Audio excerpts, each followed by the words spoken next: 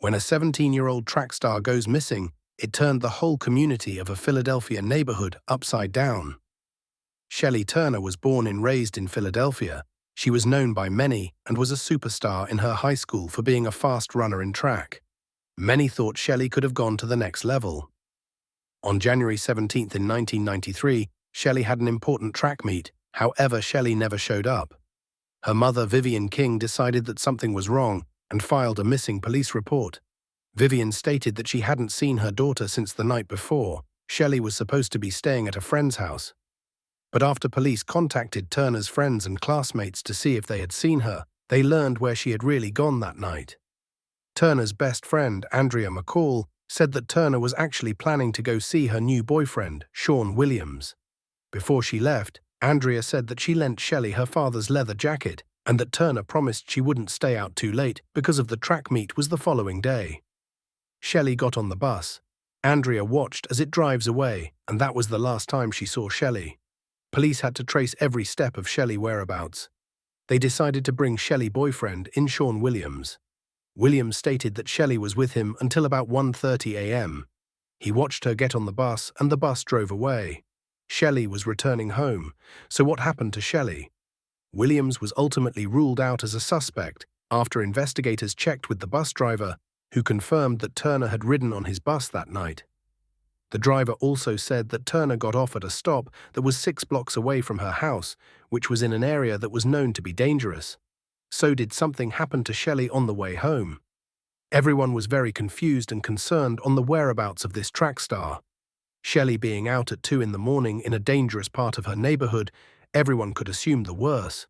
Authorities searched the abandoned homes near the stop and the surrounding areas, but they found no trace of Turner. Meanwhile, her mother Vivian King went to the public for help, and the community banded together to offer a $6,000 reward for information on Shilie's whereabouts. Turner's friends also began to search for the missing teen. After 2 weeks, there was no sign of Shilie. Police interviewed her mother again and told them to look at the track coach because he was pretty close to Shilie. After interviewing her coach, his alibi was confirmed that he was hanging with friends and he did not have anything to do with Shilie's disappearance. However, that police learned new information about Turner. She had confided in her coach that her family life was difficult, so much so that she dreaded going home. Turner's family began to draw more suspicion after Andrea McCall noticed something odd a few days later. She saw Shilie's stepfather, Clarence Jones, leaving the house wearing the same leather jacket that she had lent to Turner on the night she disappeared. Very strange it was. How did he get the jacket if Shilie never made it home? It raised questions. Police questioned her stepfather, and it was confirmed he was at work early morning. Everyone was losing hope. It had been weeks, and Shilie was still missing, and there was no clues on what happened to her. On February 20th, 1993, just hours after the community gathered for a march in Turner's honor, a man walking his dog in Fairmount Park came across what appeared to be a human body covered in a blood-stained tarp in a secluded part of the woods.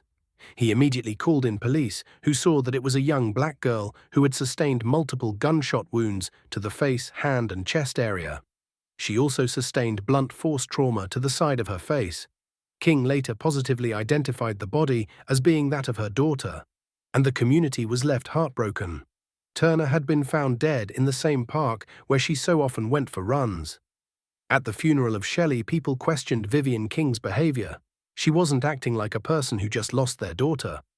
Her behavior came off as a relief that she was found. Although people grieved differently, the community thought her behavior was very strange. After Shilie was laid to rest, rumors started to speculate that her mother had something to do with it. She described the scene of the crime and went in details about how her daughter died. Police stated that she was not at the crime scene, so how did she know? Detectives realized she could be the suspect. Before investigators were able to bring Vivian in for questioning, she went to the police herself, desperate to clear her name and to take a polygraph test. When she failed the test, Ming decided to be honest with what happened to Shilie. She confessed when Turner came home that night, King had been drinking, and she was angry that her daughter had been out so late. The two started arguing, and things turned physical. King got a gun and told Turner that she was going to take her to the police station because she didn't want her to live at the family home anymore. When they got in the car, however, she drove her daughter past the police station and went to the park instead, where she got out of the vehicle and initiated a physical fight with Turner. She hit the teen in the face with her gun and shot her multiple times as she was lying on the ground, killing her. She then covered her body with a tarp that she found nearby.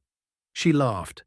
After her confession, Dougherty, the detective, recalled, King was arrested and charged with murder, devastating the community and those who knew and had searched for Turner.